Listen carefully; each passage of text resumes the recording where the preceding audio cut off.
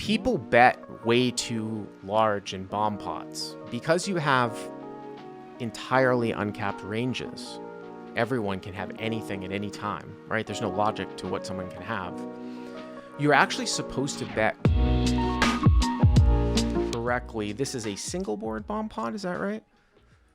Yeah, single board hold'em bomb pot. Okay, so here's my take on bomb pots, and we did some single board bomb pots at Hustler last week.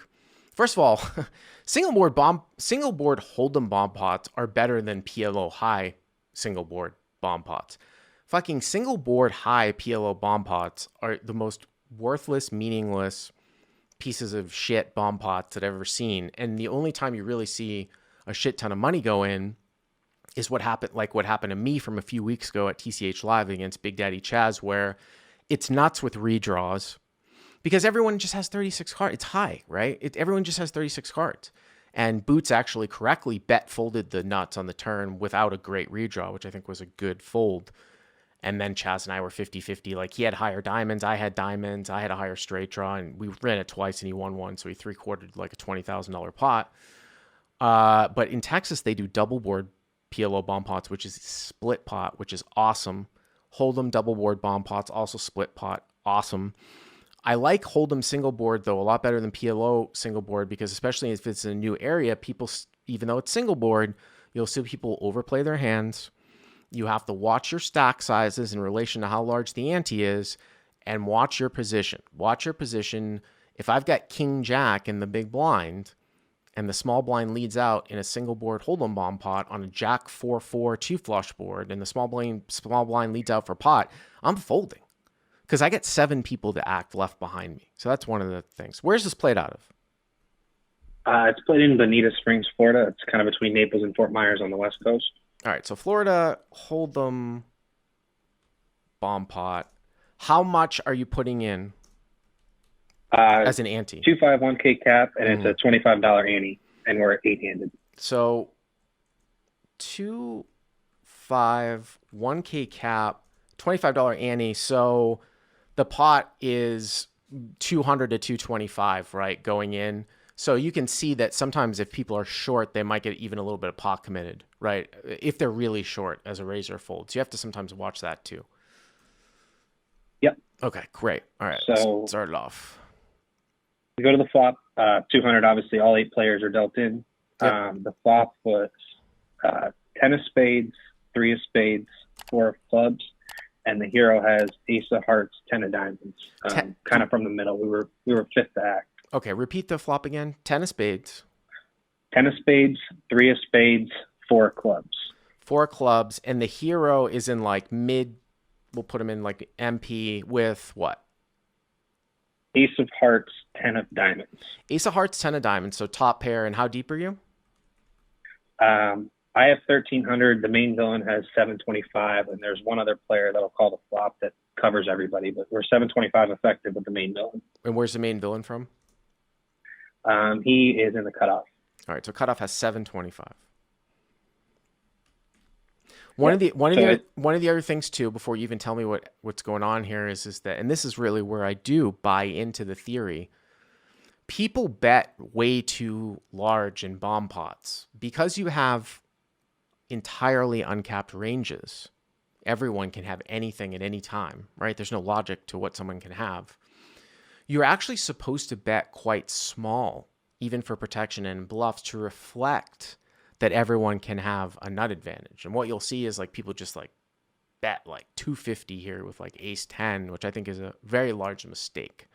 So, okay, 10-3-4, you've got top. I mean, obviously I'm going to proceed with caution here. It's a dynamic board in the sense that, you know, there's a straight draw and a flush draw and you have ace 10, but what happens?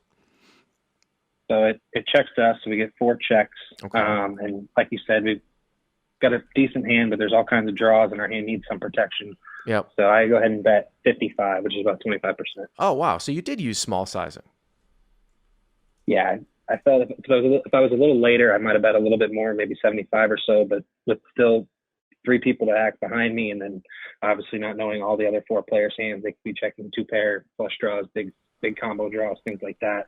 Here's the thing. Like I wanted to go small. Here's the thing, Nick. Even though I do like your sizing, I will say that whenever you do use small sizing at a small stakes game, I would say it's a mid stakes game, and I don't know how often people have experience if this is a relatively new thing in Florida. Is it a new thing or has it been around for a while? Yeah, it's new. And the room has some rules in as well. You can only do it on dealer changes. Mm-hmm. So it's So getting a little bit more frequent depending on the game. It's sometimes automatic, sometimes it's not. It just depends on the game. here's the thing. Even though I really like your sizing, especially in a game where people don't know what they're doing, this is akin to using small sizing like in a small stakes game, or it reminds me of some of the Chinese apps that I used to play in 2019, like PKC, where you'd play against these guys from China that whenever they saw somebody use small sizing, it meant that they were weak. So you'd get bluff raised. So it can be hard to actually continue in a spot like this when you don't know if the guy has any clue what the fuck he's doing, right? Like if he raises to like 200 or moves all in for a 400 stack with like king 10, right? You know what I mean? Right. But okay, so you bet 55. Yep. Cutoff calls, Okay. and then player to my right, which would be like under the gun one, he calls as well. So the guy to your immediate right overcalls, but he didn't bet the flop. Yep. Okay. Now, I would think that the cutoff at 725 when you bet 55 would probably try to raise for protection here with his kind of small stack, because the board, the pot's already going to be like 255 here. If you had like, 3-4, obviously with ace 10, you're blocking some of the two pair, right? Let me ask you this question.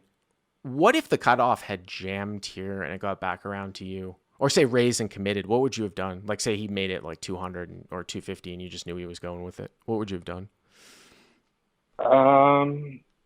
Since we don't block any of the draws or anything like that, I might have just gone with it. I didn't know the guy. Yeah. I know people don't play bomb pots very well, so I might have just called that one off since it would have only been what, about 650 or so. Yeah, the other thing that of note too is that because you have ace 10 and because the board is small with the 10, right? So you have equity against bottom two, right? Some equity. And then if he has 10-3 or 10-4, that's a lot better than if the board was like, queen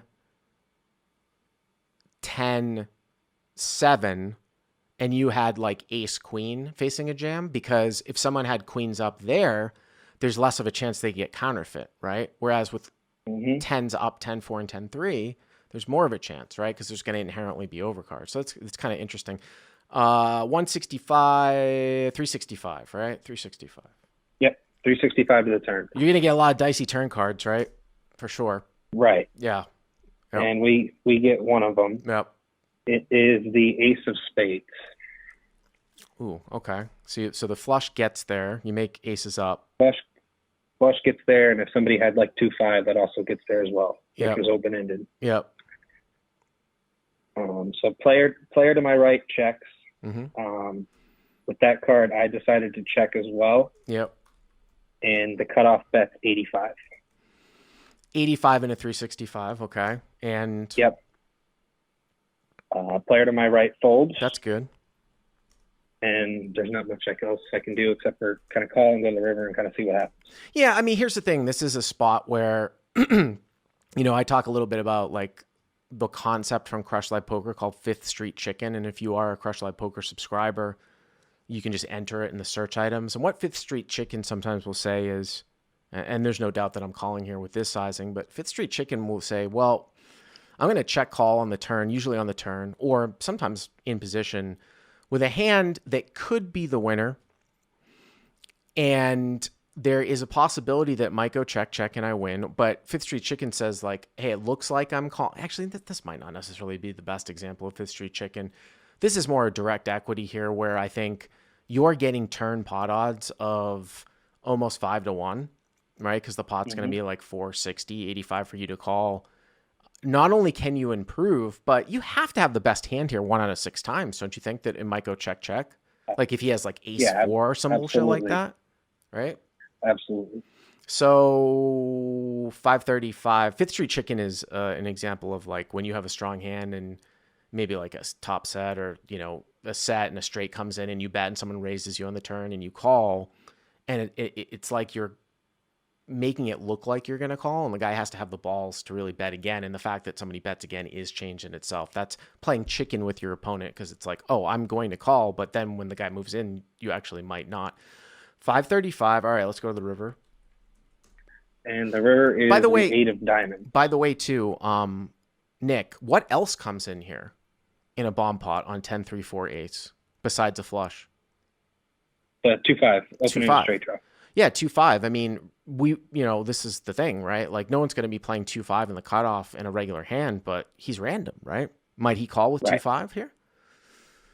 Yeah, this guy for sure. And might he bet the turn for this type of sizing for some protection after you check when you bet the flop, right? Yeah, I think all the straights bet, even though the flush gets there, I think the straights bet for small sizing as well. Yep. All right, so 535 to the river, okay. It's the 8 of diamonds. So it's a brick, okay. Yep. Okay. I decided to check again. Right. And the cutoff bet's 250. So about half pot size bet. I mean, he's never betting anything worse for value, right? Correct. So you just have a bluff catcher, and then you'd have to go back and say, is this guy, what are the hands that he's bluffing with, and is he going to bluff into two people on the turn? And here's the reason why I don't think that he arrives here with many bluffs is, if he were to call with a hand like 5-6, 5-6 of clubs, which is open-ended here, right, on the flop, would he maybe bluff you if it were heads up on the turn? Sure. But once the other guy overcalls to your right on the flop, don't you think that the frequency of him checking behind to take a card is pretty high when the guy to your right, overcalls? I know he didn't bet that much, but I mean, it's probably not even that terrible a play to risk that. I don't know. I don't know if he starts to run a bluff against two people when the guy to your right overcalls the flop. Like, I feel like he might arrive with more bluffs here on the river if it was heads up and the guy to your right had pitched, not overcalled. You know what I mean? Yeah, I kind of had the same thought. His sizing was so small on the turn, I didn't really think it was a bluff at all to begin with. And then when he left, he's got a pot size bet left on the river, and he bets half. It kind of feels like he wants a call. I fold here. Someone in the live chat said he could have ace king. Come on, Joel Brandenburg. I mean, somebody might show. Here's the thing: where Joel might be accidentally correct is if somebody's totally clueless, and maybe it's like the first time that bomb pots are being played in Florida. I saw a little reflection of that where nobody's played the game, so they don't kind of understand that ace king isn't really a value bet here, as played, right? Because really, the reason why ace king really isn't a value bet is because unless you specifically have ace 10, then it's very hard for ace king to get called by, well, ace 10's not going to get, I mean, ace 10's better than ace king, but he can't really get called by worse because the hands that you're continuing with on the turn that ace king beats are hands probably with some sort of spade in it that are just going to fold out on the river now, right? You know what I mean? Mm-hmm. So I would just fold this without really a second thought, to be honest with you. Yeah, and that's what I did. I ended up folding, and I made a small comment of I don't think it's a bluff, but I folded, and he showed 5-8 off with the 8 of spades. So he even made a pair on the river and still bluffed the river, which I thought was interesting as well. But wait a minute. So villain has 5-8 off. Well, with one spade. I mean, listen, we can laugh about it and stuff in the chat, and obviously, like, it's just ridiculous that the villain is called. So the villain was calling the flop with no draw, right? No draw. And I know, Nick, you're a subscriber, so forget about what the villain has, and just try to take away what I'm saying about this whole bomb pot thing. And I like your sizing on the flop. I think turn play is relatively standard in the river. Okay, so you're up against somebody who's just way out the fucking left field. You should never be floating in a bomb pot. Just ridiculous. And the other thing too is how many people are in front of you on the flop? Is it like 3 or 4? There was 3 or 4. I think it was 4. I mean, is it out of the realm of possibility that there's going to be a high frequency of a check raise from up front here too? I mean No, not at all. It definitely could. It I mean, definitely, that's it why definitely could happen. floating the flop with is just so dumb, right? But, if the game is totally new, you're going to see some wacky shit, just like Joel said, like where maybe you fold and a guy has ace king, but, you got to sort of identify, make a mental note of the player and just be like, see if he's playing crazy, stupidly in bomb pots in the future. But I have no problem with your line whatsoever. Okay. Thanks, Bart. I appreciate it. All right. Great.